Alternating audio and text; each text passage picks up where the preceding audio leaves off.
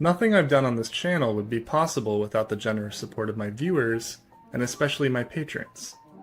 If you'd like to help support me so I can continue making videos, consider doing so on Patreon, where you'll get early access to all of my videos, access to Patreon exclusive videos, and other unique perks. Thanks for any support you may be able to give, and I hope you enjoy the video. The history of socialism and socialist parties in the United States has in many ways been one of near constant division and disagreement. Yet amongst this disagreement, the varied organizations that have made up American socialism over the years have also ushered in immensely positive change in American society, even if the history of these organizations and their immense influence on labor and human rights has almost been entirely erased from American history. This video aims to bring to light some of American socialism's achievements, as well as its many failures as well. It is not trying to prove as anywhere near an exhaustive examination of socialist politics in the US, but rather serves as an overview of many of the most important events and characters of American socialist political history. Anyways, without further ado, let's get into it. Socialism in America began with the utopian socialist movement of the early to mid-19th century, with utopian socialists like Robert Owen and Charles Fourier trying to form various utopian socialist self-dependent communities, similar in many ways to modern-day communes, but with these experiments ultimately ending in failure due to disagreements between their members. However, after the failed 1848 revolutions in Europe, many socialists who were involved in these revolutions fled to America, often bringing with them more scientific early Marxist conceptions of socialism instead. These socialists included later Union officers in the Civil War like Joseph Weidermeyer and August Willich, along with numerous others, as well as the American William Silvis, all of whom attempted to form various socialist newspapers or organizations, but which were ultimately unsuccessful and short-lived. Some of the participants of these organizations abandoned socialism for trade unionism instead, which led to the founding of the American Federation of Labor in 1886. The Socialist Labor Party was founded in 1876 after the Social Democratic Party and several trade unions combined their efforts. Like the American Workers' League founded in 1852 by Joseph Weidermeyer, it was initially composed mainly of German-speaking immigrants and might have collapsed like its predecessor. But in 1890, the new National Secretary and Marxist Daniel de Leon worked to expand the party's influence among English speakers through the labor newspaper The Weekly People. Though largely forgotten today, de Leon was so influential to Marxist politics in America at the time that later in 1915, Vladimir Lenin stated that Daniel de Leon was the only one who has added anything to socialist thought since Marx. End quote. The party split in 1899, however, with much of its membership going to the Socialist Party of America, and while the Socialist Labor Party would continue to exist until around 2011, after the split in 1899, the Socialist Party of America under Eugene Debs became the new main Socialist Party, for decades to come. Socialist politics reached the peak of their influence in America in the early 20th century under the SPA, where the party jumped from just 4,300 members in 1901 to 58,000 by 1910.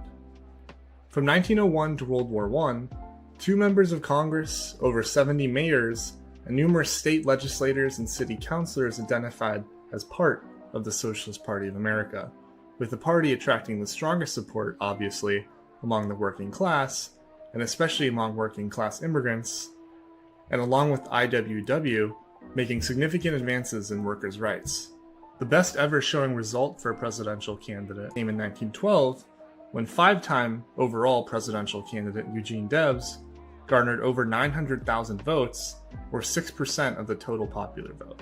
The Socialist Party of America lost several thousand members in 1913, with the expulsion of longtime member Big Bill Haywood on the grounds of his anti-electoralism and belief that violent revolution was the only way to topple capitalism in the US. And there were still major disagreements within the party, like on the topic of segregation, with many of its members still expressing their support for it. But all in all, the Socialist Party of America still remained largely intact and powerful until 1917, that is, when the October Revolution rocked Europe and the world at large. Debate raged in the party over the nature of the October Revolution, with some being in full support of it, while others perceived the revolution as supposedly authoritarian and anti-democratic. The party was split even further in 1919 over the issue of joining the Third Communist International, an international collection of Communist Party organizations led this time by the USSR. This all came to a head in the 1919 party election. The pro-USSR left wing of the Socialist Party of America, led by Alfred Wagenknecht and Ludwig Catterfield, won a majority of the 15 seats on the party's National Executive Committee, as well as other major electoral victories. Facing losing party control to supporters of the Bolsheviks, however, the outgoing National Executive Committee, guided by James O'Neill and Adolf Germer, declared that voting irregularities had rendered the result invalid. Suspensions and expulsions of a major part of the SPA's membership immediately followed, beginning with the May 1919 suspensions of the Russian, Lithuanian, Polish, Latvian, South Slavic, and Ukrainian elements of the party, in addition to the entire state socialist parties of Michigan, Massachusetts, and Ohio. In New York, the State Executive Committee suspended and reorganized left-wing locals and branches, representing nearly half the state's membership. By July 1919, the Socialist Party had, through suspensions, expulsions, and resignations, purged itself of more than 60,000 of the nearly 110,000 members that it had touted in January of that same year. Of course, it's hard to see the kicking out of more than half of your entire membership as simply a reaction to electoral fraud, rather than as anything other than a deliberate and focused purge of left-wingers from the party as a whole, not to mention just plain racial profiling given the focus on suspending Eastern European and Russian immigrant branches. Obviously enough, if the accusations of voter fraud had been remotely legitimate, there wouldn't have needed to be nearly so many people to expel other than whoever might have been responsible for the fraud. An emergency convention was held soon after this purge to discuss things. However, thanks to disputed circumstances, the leaders of the party's left wing was physically prevented by more moderate members from going inside the building to plead their case. Cops were soon called, however, and the left wing of the Socialist Party was expelled, both from the building and with it from the party as a whole permanently. The irony that it was the anti-Bolshevik wing of the Socialist Party who very undemocratically and in a very authoritarian manner kicked out over half of its entire membership by framing them for electoral fraud and then literally calling the cops on them when they protested against this act has been almost completely forgotten by supposed anti-authoritarian leftists today. Despite this, the choice to forcibly expel supporters of the October Revolution in Russia and the Communist International was arguably the defining moment of socialist politics of the 20th century in America. The socialist movement was irrevocably split from this point onward in ways that still echo very loudly to this day. To make matters even worse, almost exactly a year later came the first Red Scare, where raids under the authority of Attorney General A. Mitchell Palmer left hundreds of socialist immigrants deported, and during which 5 members of the Socialist Party of America were suspended from New York State legislature by near unanimous consent. With these two events combined, along with the effective collapse in 1924 after the worst of a series of splits of the International Workers of the World, i.e. the more radical, socialist-oriented labor organization founded in 1905 in opposition to the AFL's acceptance of capitalism, the high water mark of socialist politics in America, so far at least, was now past. This isn't to say, however, that socialist politics would no longer have any impact. 2 groups arose from the left-wingers ejected from the Socialist Party of America, the Communist Labor Party and Communist Party USA. Eventually, the 2 parties combined into the Communist Party of America, which changed its name into the Workers' Party of America, then changed its name to Workers' Communist Party, and finally back to Communist Party USA by 1929. From here, given the fact that the SPA had gutted itself of much of its most active and radical membership, the CPUSA quickly supplanted the SPA as the new leading left-wing organization in the United States. Given its close association with the Soviet Union and communist politics more broadly, the CPUSA is disregarded by many today. But playing a similar role in many ways that this SPA once played, CPUSA were heavily involved in the organization of miners, steelworkers, and tenant farmers, dealing with utility shutoffs, evictions, jobs, and unemployment benefits, as well as in fighting for the rights of African Americans and trying to raise awareness of and prevent lynchings, and challenging the pervasive system of Jim Crow. Perhaps most famously, the CPUSA played a leading role in advocating for the Scottsboro 9 black boys sentenced to death for the false accusation of raping 2 white women. They were also the first fully racially integrated political party in American history, with many black members playing significant roles in the party, with one of its members, James Ford, being the first black man to run for vice president in the USA, alongside longtime chairman Earl Browder. The CPUSA also raised funds for medical relief for the socialists fighting in the Spanish Civil War, and many of the CPUSA's members also joined to fight in the Lincoln Brigade, an American-led military group which fought in the Spanish Civil War against the fascists. There occurred a minor split in the CPUSA in 1929 over the chair J. Lovestone's support of Nikolai Bukharin's strategy of moderate collectivization compared to Joseph Stalin's strategy of rapid collectivization. In response, Lovestone left the party and went on to form an opposition party called the Communist Party Majority Group. Ironically, however, only a few hundred people joined, so they later changed it from the Majority Group to the Opposition. J. Lovestone then later went on to work with the CIA as a high-ranking member of the American Federation of Labor, today's largest federation of union in the United States, with Lovestone helping to funnel millions of dollars in union dues to anti-communist militias in Latin America.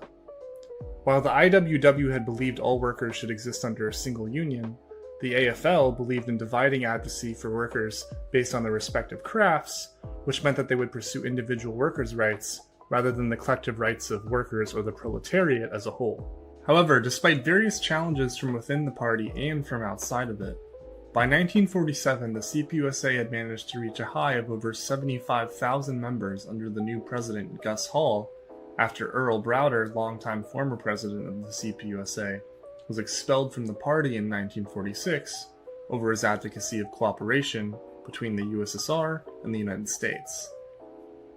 However, in the 1950s, the Second Red Scare, also known as McCarthyism, arose as a result of fears of spies in America from the Soviet Union.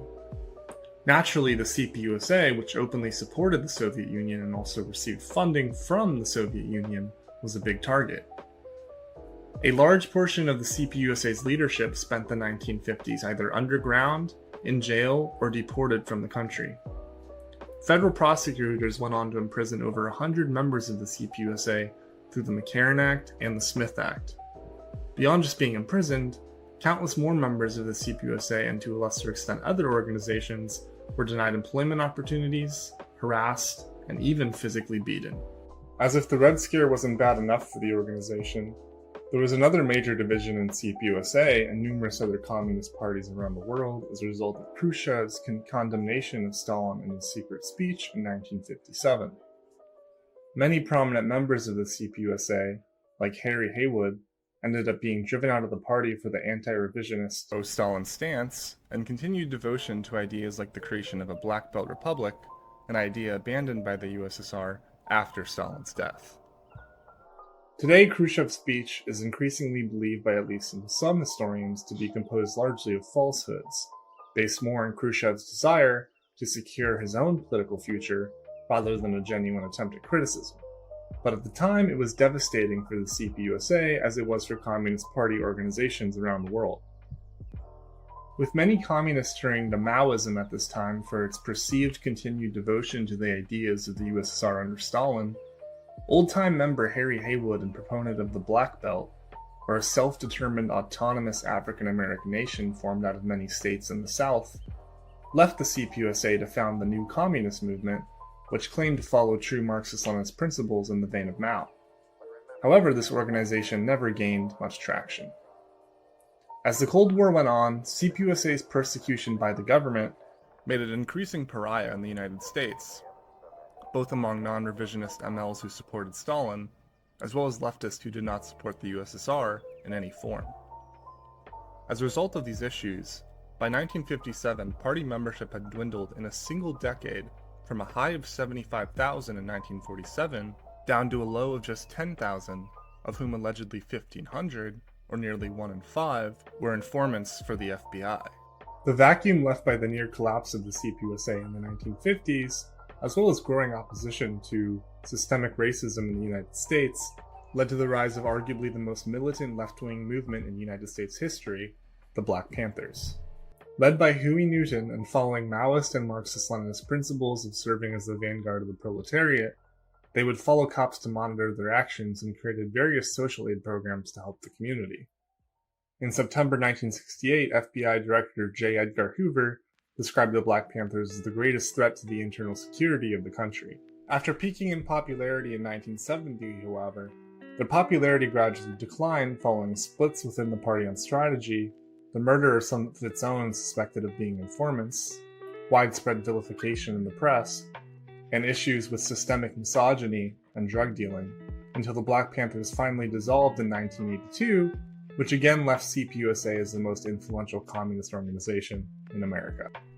Around this same time, a man named Lyndon LaRouche came to prominence, a former Trotskyist who created a cult of personality with him at the center.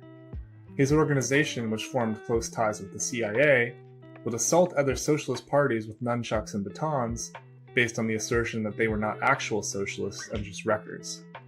LaRouche is today seen as the archetypal wrecker, or someone who claims to be a socialist with the intention of embarrassing and wrecking the actual socialist movement.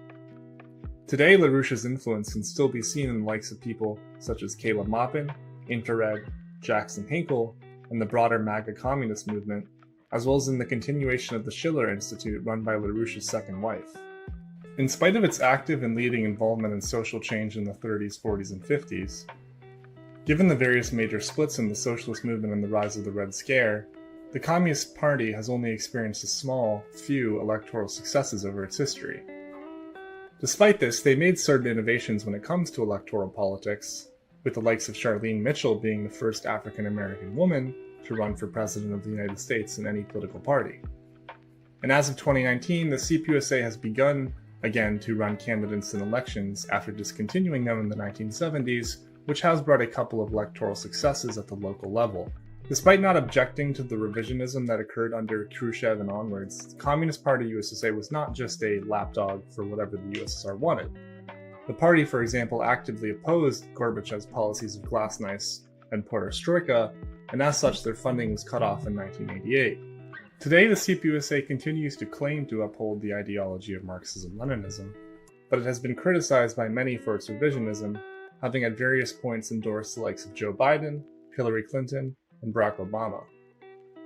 Their chair, Sam Webb, even came under heavy criticism from communist parties across the world after he famously advocated moving beyond communism in 2011. In the decades since the CPUSA's split from the Socialist Party of America in 1919, the SPA gradually lost more and more of its influence, and went on to lose even further support over the opposition of its leader Norman Thomas to American participation in World War II, as well as thanks to the Second Red Scare. Attempts to cooperate with Trotskyists failed when they tried to cause a split in the organization, and attempts to cooperate again with the CPUSA failed with a disagreement over the nature of the Great Purges in 1937.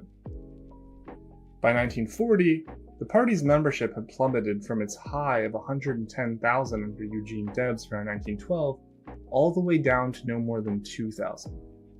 With the expulsion of most of its more radical members and the reintroduction of a large clique of Social Democrats, who had split from the party decades ago, back into its ranks in the 1950s in order to bolster its numbers, the Socialist Party of America as a whole gradually turned further and further right.